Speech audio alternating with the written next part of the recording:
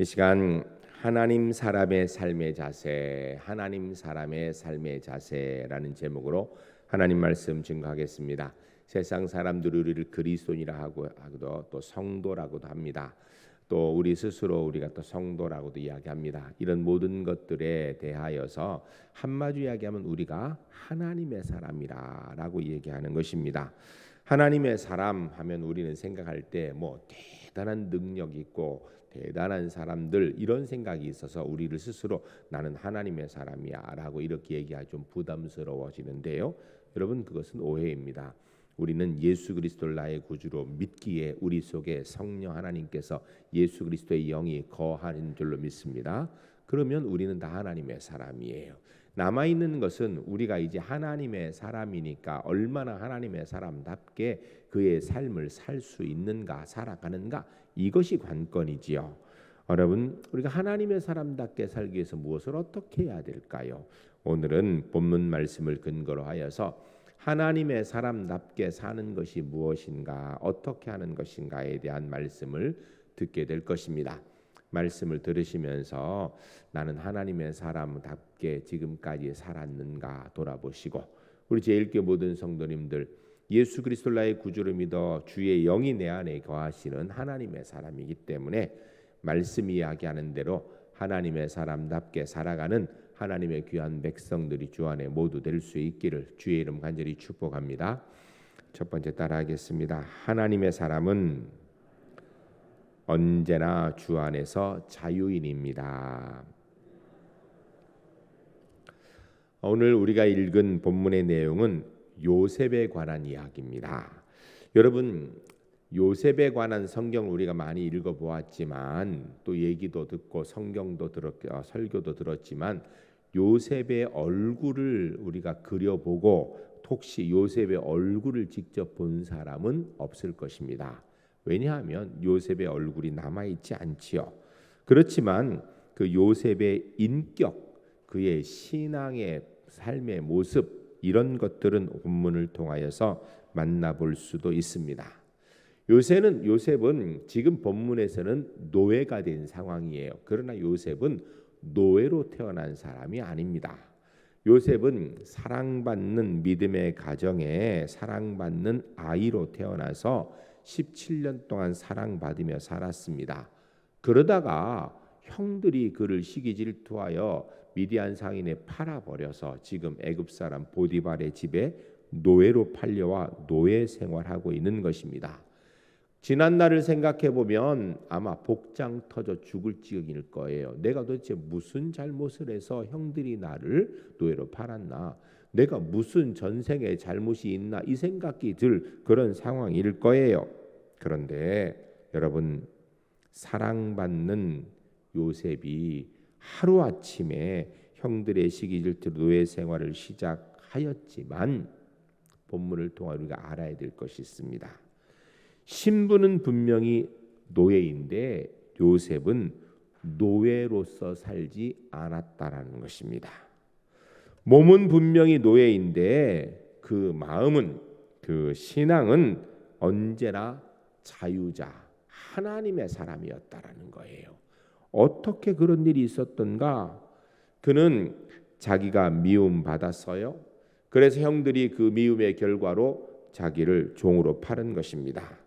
그러나 자기를 미워한 그래야 종으로 판 형들을 미워하지 않았습니다. 여러분 미워하며 사는 것이 어떠면 정당하다고 얘기할 수 있는 요셉일 거예요. 그러나 미워하며 사는 노예 생활에는 하나님의 역사가 이루어질 수 없는 것입니다. 오늘 보면 2절과 3절 말씀 우리가 함께 읽겠습니다. 읽으실 때에 이 본문에 있는 이 요셉의 모습을 보면서 요셉은 분명히 노예는 노예인데 그냥 일반 노예가 아니라 자유자 하나님의 사람으로 몸은 노예이지만 그 영은 노예가 아닌 것으로 살았어요. 우리가 본문을 보면서 우리가 이 땅에서 하나님의 사람으로 살기로 원하는 마음으로 이것이 우리의 삶이 되기로 하는 마음으로 함께 마음으로 읽겠습니다. 여호와께서 요셉과 함께 하심으로 그가 형통한 자가 되어 그의 주인 애굽 사람의 집에 있으니 그의 주인이 여호와께서 그와 함께 하심을 보며 또 또 여호와께서 그의 범사에 형통하게 하심을 보았더라. 아멘. 이 본문 말씀은 사실은요, 언뜻 보면 이해가 되지 않는 내용입니다. 왜냐하면 한 사람은 주인이고 한 사람은 노예인데, 노예가 주인을 보면서 야, 하나님께서 복 주셔서 그가 형통하구나 이렇게 얘기한 게 아니에요. 그렇게 했다면 정상이겠지요. 우리 주인은 하나님 복 주셔서 참 형통한 사람이야, 이게 정상일 텐데, 반대로 주인이 노예를 보면서 저 사람은 내 노예인데 하나님이 복을 주시는구나, 그래서 그가 형통한 사람이구나라고 이야기하고 있다라는 거예요. 요셉은 노예이지만, 그것도 억울하게 팔려서 온 노예이지만 그 형들을 미워하지 아니하고 오히려 그가 하나님의 사람으로 자유자로서 그곳에서 몸의 노예 생활을 했던 것입니다. 창세기 45장에 가면 이제 형들을 만나는, 그래 자기가 요셉이라는 것을 형들에게 밝히는 장면이 나오는데 5절 말씀에 이렇게 이야기하겠습니다. 당신들이 나를 이곳에 팔았다고 해서 근심하지 마소서, 한탄하지 마소서. 하나님이 생명을 구원하시려고 나를 당신들보다 먼저 보내셨나이다. 아멘. 요셉이요, 형들이 자기를 파는 걸 잊어버린 게 아니에요. 내가 어떻게 꿈같이 보도 어쩌면 이렇게, 이게 아니라는 거. 분명히 형들이 나를 판 걸 기억한다라는 것입니다. 그런데 그 형들을 미워하지 않는다라는 거. 왜? 형들이 나를 미워해서 팔아 내가 지금 이곳에 온 것이 아니라 하나님께서 나를 보내셨다라는 믿음의 생각을 가지고 있다라는 것입니다. 요셉은 분명히 그의 노예 생활에 억울하고 한이 맺힐 수 있습니다. 그러나 한이 맺힌 노예로 살지 않았다라는 것입니다. 여기에 위대함이 있는 거예요. 요셉은 지난 날을 생각하면 인간적으로 분명히 억울하고 분해하고 원통해도 될 것입니다. 그러나 요셉은 누구를 원망하거나 거기에 원망에 매여 있지 않았어요. 만일 요셉이 원망하고 그 원망과 미움에 매여 있었다면 그는 신앙적으로 한 걸음도 앞으로 전진할 수 없었을 것입니다. 삶에 억울함이 있고 한이 있어서 그가 노예되었다 할지라도 요셉은 내가 형들에게 미움받아 팔려왔다라는 의식에 사는 것이 아니라 하나님이 나를 보내셨다라는 의식에서 살고 있었다라는 것입니다. 여러분, 나의 현실, 나의 삶에 처한 곳에서 나는 어떤 자세를 가지고 살고 있습니까? 여러분, 언제까지 원망하고 불평하고 절망하며 살 것입니까? 하나님의 복은 바른 신앙의 자세를 가진 자유자 하나님의 사람을 통하여 이루어지는 것입니다. 여러분, 지금 여러분 일하는 일터가 별로 마음에 안 드시는 분도 계실 거예요. 내가 처한 상황이 어쩌면 억울하고 답답하게 느끼는 분도 있을 수도 있습니다. 내가 어쩌다 이곳에 지금 이러고 있나, 이런 생각이 들 만한 상황, 인간적으로 생각하면 당연히 타당한 그런 상황이 있을 수도 있을 것입니다. 그러나 그곳에서 내가 저 인간 때문에 내가 실수해서 이곳에 왔구나라고 가슴을 치면서 그러지 마세요. 여러분, 우리 누구예요? 우리 하나님의 사람 아니에요? 내가 하나님의 사람이라면 지금 내가 이곳에 있는 것은 하나님이 나를 보내셔서, 하나님께서 나를 이곳에 세우셔서 내가 그곳에 있는 줄로 믿으시기 바랍니다. 요셉은요, 자기가 노예로 팔려오고 억울하게 감옥에 갇히는 일이 있었을 때도요, 그는 분명히 하나님이 자기를 인도하셨다라고 고백하고 있는 거예요. 미국에서 179주 동안 3년 넘게 비소설계의 책으로서 베스트셀러의 지위에 있었던 책이 있습니다. 여러분도 아마 한 번쯤 읽어보신 분도 있을 거예요. 스티븐 코비라는 분이 쓴 The Seven Habits of Highly Effective People 이라는 책이 있어요. 이렇게 하면 잘 모르시겠죠? 한국말로 번역하면요, 성공하는 사람들의 7가지 습관. 읽어본 적이 있죠. 들어본 적도 있고요. 성공하는 사람들 연구해 보니까 7가지 습관, 7가지 행동의 패턴이 있더라는 거예요. 그 첫 번째가 주도적인 성격이 있더라는 거예요. 환경과 상황에 질질 끌려다니는 것이 아니라 어떤 환경과 상황이 있든지 그곳을 주도하여 환경을 지배하며 살더라는 것입니다. 두 번째는 목표를 확정하고 산다라는 거예요. 오늘 그냥 눈 떴으니까 하루 살고 아이고 오늘 또 직장에서 출근, 그게 아니라 오늘 내가 왜 사는지, 왜 출근하는지, 올해는 내가 뭘 해야 되는지 분명한 목표가 있다라는 것입니다. 세 번째는 소중한 것부터 먼저 하는 습관이 있다라는 거예요. 당장에 눈앞에 닥치는 것 먼저 하는 것이 아니라 진짜 중요한 일이 무엇인지를 선택해서 그것 먼저 하더라는 것입니다.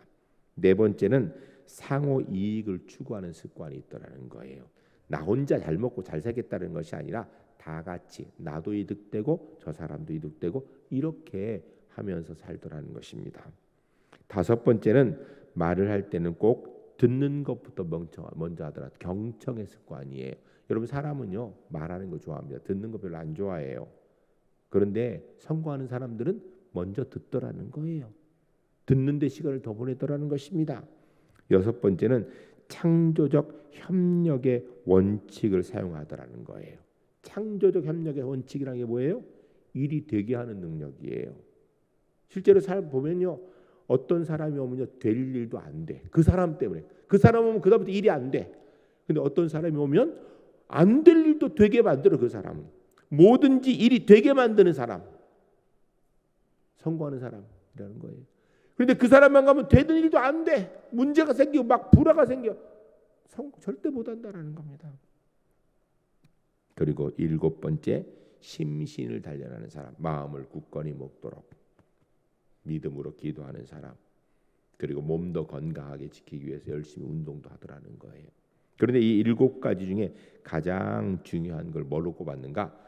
주도적 성격입니다. 성공하기 위해서 가장 중요한 건 주도성이라는 거예요. 내가 삶의 환경을 주도하고 나가는 것. 내가 지금 노예가 되든지 주인이 되든지 그게 중요한 것이 아니라 노예면 노예로, 주인이면 주인으로 그곳에서 그 삶의 환경을 내가 주도하고 나가다라는 것. 그러면 스티븐 코비가 성경 구절들을 여러 이용했는데 그 중에 이 주도성에 대해서 잠언 4장 24절 말씀을 인용하고 있어요. 우리 함께 읽겠습니다. 잠언 4장 24절. 모든 지킬 만한 것 중에 더욱 내 마음을 지키라. 생명의 근원이 이에서 남이니라. 아멘. 잠언에서도 이야기합니다. 모든 일에 뭘 지켜야 되나? 내 마음을 지켜라는 얘기는요. 마음을 닫으라는 것이 아니라 내가 이 세상의 환경에 영향받아 끌려다닌 자 되지 아니하고 환경과 상황이 어떤지 그곳에서 내가 하나님의 사람으로 해야 될 일을 감당하는 그런 신앙의 자세를 이야기하는 것이죠. 성공은 그 재능이나 지식이나 경험에 있는 것이 아니라 마음 자세에 따라서 달라지더라는 것입니다. 하나님의 사람은 세상의 환경과 감정과 그리고 더 나아가 주변에 두어진 정황들에 의하여서 끌려다니는 사람이 되어서는 안 됩니다. 오히려 그런 것들을 주도하며 하나님 사람답게 살아야 된다는 거예요. 한번 생각해 보세요. 나는 하나님의 사람으로 어떻게 살았나? 환경이, 상황이, 내 감정이 나를 지배했는가? 아니면 나는 기도하면서 하나님이 함께 하시니까 환경을 극복하고 내 감정도 조절하고 상황도 이겨내는 삶을 살았는가? 여러분 하나님의 사람은요. 하나님이 함께 하시기 때문에 기도하며 그렇게 사는 사람이에요. 우리 제1교회 성도님들 기억하세요. 나는 하나님의 사람이기 때문에 기도하며 환경과 상황과 감정을 극복하고 주도해 나아가는 자윤으로 살아가는 하나님의 사람들이 될 수 있기를 주의 이름으로 간절히 축복합니다. 두 번째 따라하겠습니다. 하나님의 사람은 소망으로 사는 사람입니다.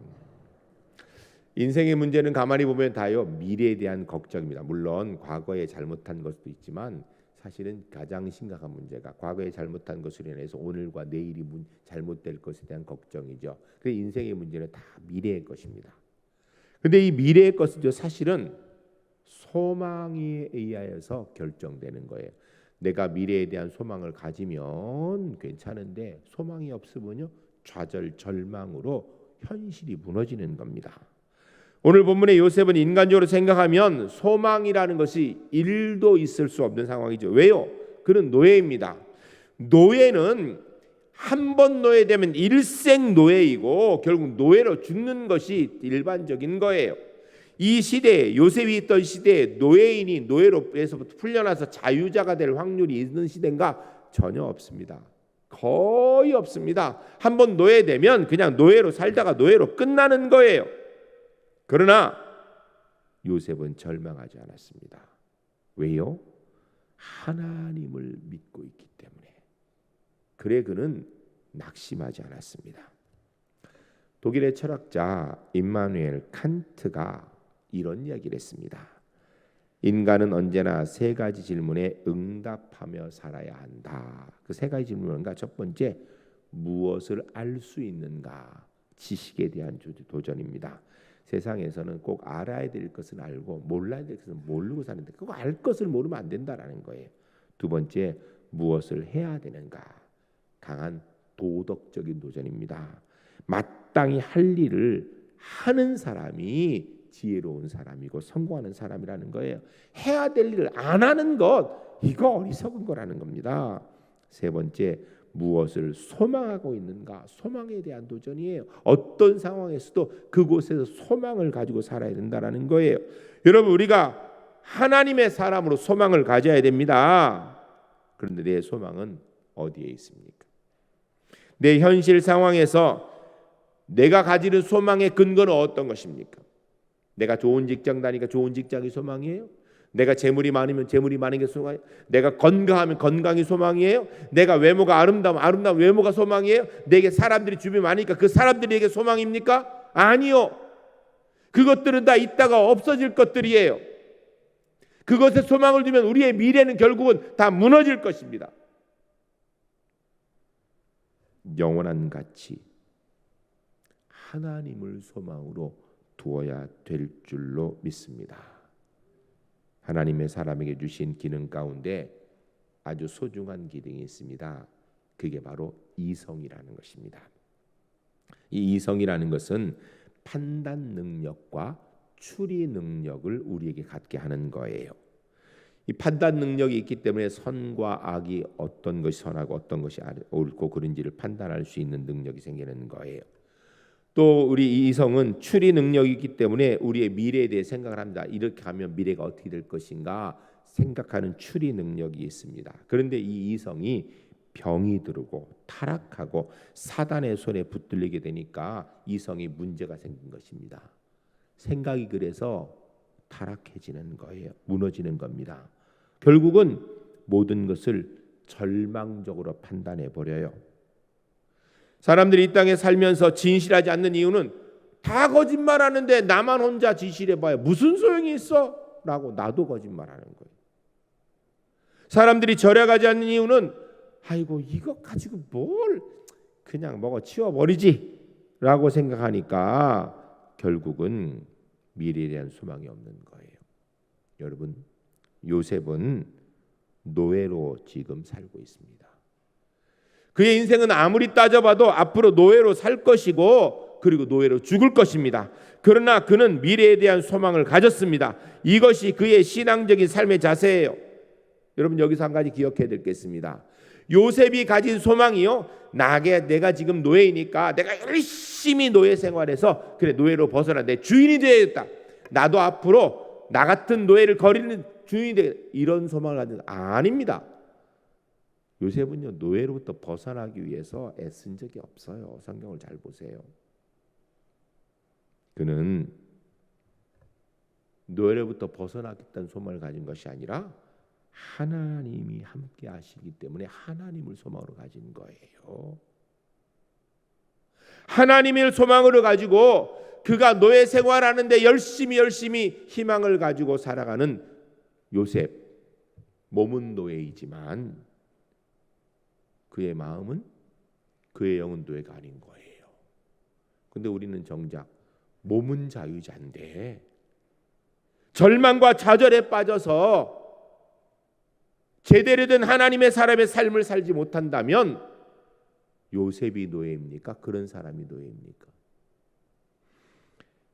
빅토르 프랭크라는 분이 있습니다. 여러분 제가 아마 이분이 쓴 책을 그리고 글을 읽어본 분도 계실 거예요. 아주 알고 보면 유명한 분이에요. 나치가 600만 명을 가스실에 죽였죠. 근데 가스실에 들어갔다가 살아나온 사람이 있어요. 그가 바로 이 빅토르 프랭크라는 사람입니다. 후에 그가 정신과 의사가 되었습니다. 그는 가스실에 들어갔다가 살아나오는 그 과정에 이 고난과 고통, 일반 사람이 겪을 수 없는 고민의 문제이지요. 그러면서 그가 깨달은 것이 세 가지는, 인생의 세 가지 중심적인 가치가 있다는 게, 첫 번째 경험적 가치, 무엇을 경험하고 사는가, 그게 그 인생에 영향을 미친다는 것. 두 번째 창조적 가치, 어떤 생각을 가지고 어떤 소망을 보고 사는가. 세 번째 태도적 가치, 내가 지금 처해 있는 삶의 환경들에 내가 어떤 태도로 대하는가. 그러면서 그는 이야기하기를 이 세 번째 태도적 가치가 가장 중요하다라는 거예요. 내가 몸은 자유인인데 생각은 노예처럼 살고 있으면 그 사람 노예라는 거예요. 요셉은 몸은 노예였어요. 그러나 그의 소망, 그의 삶의 태도, 그는 노예가 아니었고 하나님의 사람, 자유인이었다라는 것입니다. 대부분의 사람은 환경의 지배를 받습니다. 그러나 성공한 사람은 환경의 지배를 받는 것이 아니라 환경을 지배하며 살아갑니다. 환경에 지배받는 사람의 특징은 환경을 탓합니다. 환경을 원망합니다. 성공한 사람의 특징은요, 주어진 환경을 원망하고 탓하는 것이 아니라 그냥 그곳에 최선의 기회를 삼는 거예요. 원망하지 않습니다. 남에게 책임을 돌리지도 않습니다. 환경 때문에, 누구 때문이라 생각하지 않아요. 언제나 자기의 삶의 주인이 자기가 주도적으로, 그리고 미래의 소망을 가지고 살아갑니다. 여러분, 요셉은 분명히 노예의 몸에 있었지만 그는 하나님의 사람으로 삶의 태도를 가지고 살았어요. 여러분, 우리 그리스도인, 우리는 어떤 소망을 가지고 어떤 태도를 가지고 살아야 될까요? 여러분에게 소망은 무엇입니까? 지금 내게 남보다 더 많이 갖고 있는 것? 아니면 내가 앞으로 더 많이 갖기를 원하는 그것? 그러면 안 되고요. 요셉처럼 하나님을 소망으로 가져야 하나님의 역사의 주인공의 자리에 서게 될 줄로 믿습니다. 요셉은 17살의 어린 나이에 사랑받던 중에 형들에 의해 노예로 팔려갔습니다. 세상에 억울하다면 이거보다 억울한 일이 어디 있겠습니까? 힘들다면 지금 노예 생활하고 있는 이 요셉보다 힘든 사람이 어디 있겠습니까? 일생 동안 노예 생활하다 죽어야 되는 너무나 절망적인 현실이었습니다. 그러나 그는 현실을 원망하지 않았습니다. 아마 처음에는 원망했겠죠. 형들이 왜 나를 팔았는가, 내가 어쩌다 있을 때가 생각을 했을 수도 있을 것입니다. 그런데 성경을 보면요, 그는 그것을 극복했어요. 노예로 팔렸지만 13년 동안 기간 동안에 11년 노예 생활, 2년 감옥살이를 하는 동안에도 그는 소망을 포기하지 않았습니다. 하나님을 붙든 것을 놓지 않았다라는 거예요. 결국 그는 당대 최강국 애굽의 총리 대신이 되었습니다. 해피엔딩으로 끝났다라는 것입니다. 여러분, 이 패러다임을 좀 생각할 필요가 있어요. 우린 이 땅에서 지금 내가 어느 곳에서 어떤 모양으로 있든지 여러분, 그거 별로 중요하지 않아요. 중요한 것은 그곳에서 내가 하나님이 나와 함께 하시고 내가 하나님 앞에 있다는 사실을 기억하며 소망을 가지고 살아가는 것, 이게 중요합니다. 그러면 요셉의 삶의 패러다임이 우리의 삶의 패러다임, 요셉의 해피엔딩이 우리의 해피엔딩으로 분명히 귀결되어질 줄로 믿습니다. 왜냐하면요, 요셉이 믿는 하나님이요, 우리가 믿는 하나님, 내가 믿는 하나님 같은 분이에요. 똑같은 원리를 가지고 삶의 적용의 능력을 주시는 분이기 때문이에요. 전 우리 제일교회 성도님들이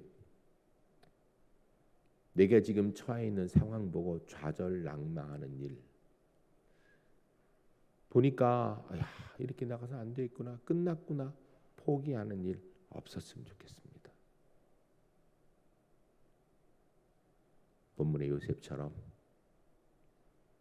몸은 노예일, 몸은 힘들고 어려운 상황에 있는 게 분명할 수도 있어요. 그런데 하나님이 나와 함께 하시기 때문에 그 하나님의 손 붙들고 하나님을 소망으로 가지고 주님의 역사의 주인공으로 분명히 서는 우리 제일교회 하나님의 사람들이 주 안에 모두 될 수 있기를 주의 이름 간절히 축복합니다.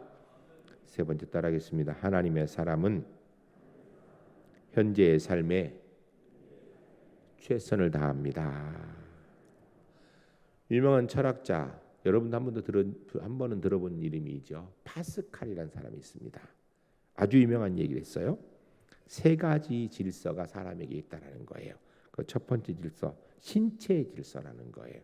그래서 사람은 돈, 쾌락, 권력을 목표로 살아간다라는 거예요. 이거 추구하지 않는 사람이 없다라는 것입니다. 또 얼마나 질서 정연하게 그걸 잘 컨트롤 하는가, 이게 중요하다라는 거죠. 두 번째, 정신적인 질서가 있다라는 거예요. 그래서 지식, 진리 이런 것들을 추구하며 살아간다라는 것입니다. 세 번째 질서가 있는데 사랑의 질서가 있다라는 거예요. 그래서 오직 이것은 신앙의 세계 속에서 얻을 수 있는 것으로 사람이 신앙이 없이는 제대로 된 삶을 살 수 없다라는 것을 이야기하였습니다. 여러분,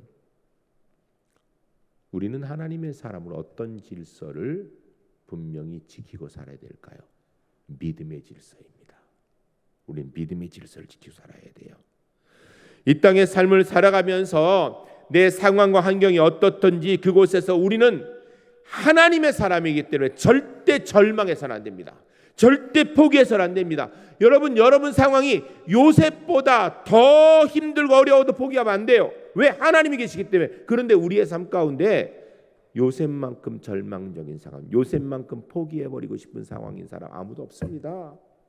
절대 절망하지 마세요. 절대 포기하지 마세요. 이유는 딱 한 가지입니다. 내가 능력이 있어 이것을 벗어날 것이 아니라, 그것이 아니라 하나님이 나와 함께 하시는 내가 하나님의 사람이기 때문이에요. 현재 노예의 모습인 요셉을 보시기 바랍니다. 그는 분명히 몸은 노예가 맞아요. 그런데 노예 중에서 우등생 노예예요. 최고 가는 노예였어요. 아니, 주인이 보고 뭐라 그러냐면, 야, 하나님이 복을 주시는 노예네. 저 복 노예 때문에 내가 복을 받네. 그 노예가 얼마나 성실하는지 그 손에 모든 가정의 일을 다 맡길 만큼, 그리고 돌아보지도 않을 만큼 믿을 수 있는 최고 가는 우등생 노예였다라는 것입니다. 여러분, 진실하고 정직하게 사는 노예였어요. 주인에게 인정받는 노예였다라는 것입니다. 여러분, 성경을 잘 보세요. 요셉은 한 번도 주인 되려고, 노예에서 벗어나려고 노력한 적 없어요. 아니, 그가 하나님 앞에 기도했는지 모르겠지만 성경의 기록에서는요, 하나님, 나 이 노예에서 벗어나게 해주세요 기도한 적도 없어요. 그냥 노예로서 최선을 다한 겁니다. 여러분, 살면서 우등생 되고 잘 살기를 원하십니까? 그렇다면 현실의 삶 내게 있는 걸요, 최선의 기회로 사용하세요. 지금 있는 그곳에서 최선을 다하세요. 환경을 바꾸려고, 상황을 바꾸려고 하지 말고 지금 내가 있는 곳에서 내가 해야 되는 일에 최선을 다하세요. 서울에 좋은 대학을 나왔든 지방에 안 좋은 대학을 나왔든 그 관계없어요. 여러분, 좋은 직장을 다니든 별로 좋지 않은 직장 다니든 그것도 별로 관계없어요. 진짜 중요한 것은 그곳에서 내가 우등생이냐, 이게 중요한 거죠. 내가 정말 최선을 다해 후회 없이 사느냐, 이게 중요한 거예요. 어떤 처지에 있든지 최선을 다하는 사람, 그 사람이 바로 하나님의 사람이거든요. 하나님의 사람은 그런 거예요. 심지어는요, 여러분 상황과 환경에서 직장을 잃어버려 실직할 수도 있어요. 그럼 실직자 중에서도 우등생이 되세요. 포기하는데 1등 되지 말고요. 내게 주어진 환경 원망하지 말고 그 자리에서 우등생 돼야 됩니다. 며느리면 며느리로서 우등생 돼야 되고, 아버지는 아버지로서 우등생 돼야 되고, 어머니는 어머니로서 우등생 돼야 되고, 시어머니면 시어머니로서, 가난하면 가난한 대로 우등생 되고요, 부자이면 부자인 대로 내게 있는 그곳에서 여러분 최선을 다하는 것, 이게 그리스도의 삶의 모습입니다. 요셉의 삶의 모습이에요. 사실 노예는 도덕성이 없습니다. 그냥 주인이 하란 대로 하는 게 노예예요. 주인이 뭐라고 할 때 그거는 안 되겠는데요. 그럼 어떻게 해요? 맞지요. 그래도 안 하면요 죽지요. 그게 노예예요. 노예는 그냥 가라면 가고 오라면 오고 죽으라면 죽고 죽이라면 죽이는 게 노예예요. 뭐 이거는 되는데요, 안 되는데요, 자기가 판단할 수 있는 힘이 없어요. 그런데 요셉은 노예 신분이면서도 자기의 정직함을 지켰습니다. 여러분 이게 중요합니다. 이게 중요해요. 요셉은 현재의 신분으로 봐서는 도덕이나 진실이나 신앙을 물을 것 없는 노예인데 그는 하나님 앞에서 성실했다라는 거예요. 오늘 우리가 6절까지 본문을 읽었습니다. 조금 더 근데 같이 보겠습니다. 오늘 본문 이어에 있는 6절부터 10절까지 요셉이 노예 신분으로 뭘 어떻게 하고 있는지 우리가 본문을 함께 읽겠습니다. 창세기 39장 6절부터 10절까지 노예로서 요셉이 뭘 하는지 생각하며 읽겠습니다. 6절. 주인이 그의 소유를 다 요셉의 손에 위탁하고 자기가 먹는 음식 외에는 간섭하지 아니하였더라. 요셉은 용모가 빼어나고 아름다웠더라. 아멘. 주인이 전적으로 신뢰하는 사람이 요셉이었다라는 거예요. 여러분 직장에서 여러분을 전적으로 신뢰할 수 있습니까? 여러분의 상사가 신뢰할 수 있어요? 여러분 가정에서 여러분 식구들이 여러분 전적으로 신뢰할 수 있어요? 그렇게 살아야 된다라는 거예요. 그러면서 요셉은 용모가 빼어나고 아름다웠더라. 7절. 그 후에 그의 주인의 아내가 요셉에게 눈짓하다가 동침하기를 청하니.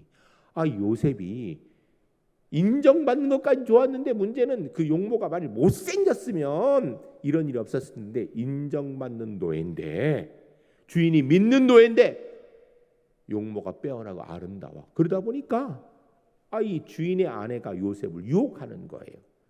말도 안 되는 상황이지만 이 시대 상황에는요, 이 주인의 아내가 용모가 빼어난 노예들을 유혹해서 동침하고 이런 일이 비일비재했습니다. 뭐 많았어요. 우리가 로마 시대 영화만 봐도 많이 나오죠. 그러니까 그런 일이 된 거예요. 그때 요셉이 그럼 어떻게 했는가?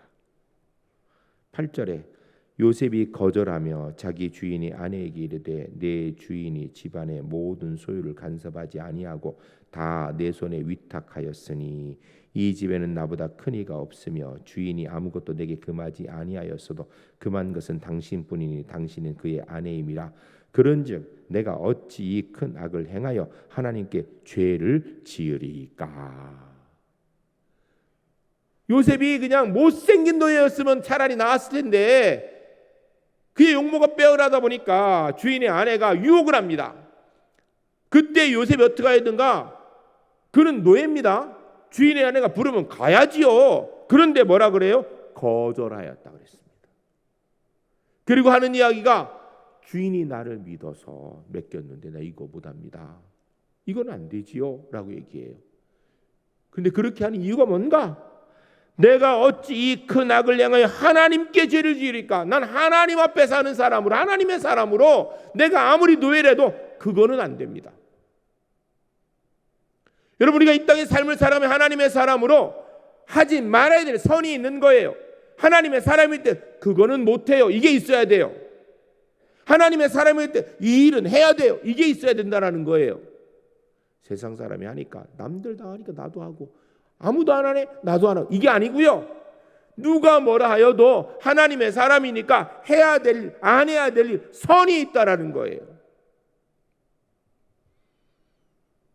10절에 여인이 날마다 요셉에게 청하였으나 요셉이 듣지 아니하여 동침하지 아니할 뿐더러 함께 있지도 아니하니라. 아멘. 문제는 주인이 아내가 한 번만 요구해도 참 이게 거절하기 힘든데 끊임없이 날마다 청했다라는 거예요. 그래도 변치 않았다라는 거예요. 믿음은요, 한 번 지키는 게 아니에요. 죽을 때까지, 천국 갈 때까지 지키는 거예요. 요셉은 이 일로 인해서 결국은 감옥에 갇히게 됩니다. 그래도 요셉이 내가 차라리 그때 그냥 모른 척하고 눈 감고 갈 거 이렇게 안 했어요. 나는 여기에 올 일을 한 사람이 아니야. 이 정도 얘기하는 거예요. 사람들은 가난하면 나는 도덕이 없어도 된다고 생각하는 경우가 많아요. 내가 피해를 받으면 그로 인하여서 빼앗기고 억울하면 나는 도덕에서 예외가 된다고 생각하는 사람들이 많아요. 그러나 잘못된 생각입니다. 여러분, 가난하고 눌리고 억압받는 사람도 도덕 책임이 있어요. 기득권만 도덕 책임이 있고 기득권만 사회에 대해서 바른 정직한 자세를 가져야 되는 게 아니에요. 그들도 가져야 되지만 우리가 비록 가난하고 억눌려도 우리 하나님의 사람이에요. 그렇다면 도덕성이 있어야 됩니다. 정직해야 됩니다. 믿음을 지켜야 되는 거예요. 자기가 억울하다고 하여서 그 억울한 상황이 자기의 부당한 생활을 정당화해 주지는 않습니다. 하나님 앞에 그것은 용납되지 않는다라는 것입니다. 하나님이 함께 하시기 때문에 지금 내가 있는 곳에서 정당하게 성실하게 최선을 다하는 사람, 이게 믿음의 사람이에요. 전 우리 제일교회 성도님들이 이 땅의 삶을 살아가며 오늘 주신 말씀을 꼭 기억했으면 좋겠습니다. 여러분, 환경과 상황에 의해서 노예가 되지 마세요. 하나님의 사람으로 자유인으로 살아야 됩니다. 우리의 눈에 보이는 걸 가지고 절망하고 낭망하고 포기하지 마세요. 하나님의 사람, 하나님이 함께 하시기 때문에 하나님을 소망으로 붙드세요. 사람들이 어떻게 하든지 그것 따지지 맙시다. 내 상황이 어떤지 그것 따지지 맙시다. 내가 있는 상황에서 최선을 다해서 우등승돼야 돼요. 왜? 하나님이 나와 함께 하시니까. 기도하시겠습니다. 기도하실 때 하나님, 요셉처럼 하나님의 사람의 삶의 자세를 가지고 살겠습니다. 우리 함께 기도하겠습니다.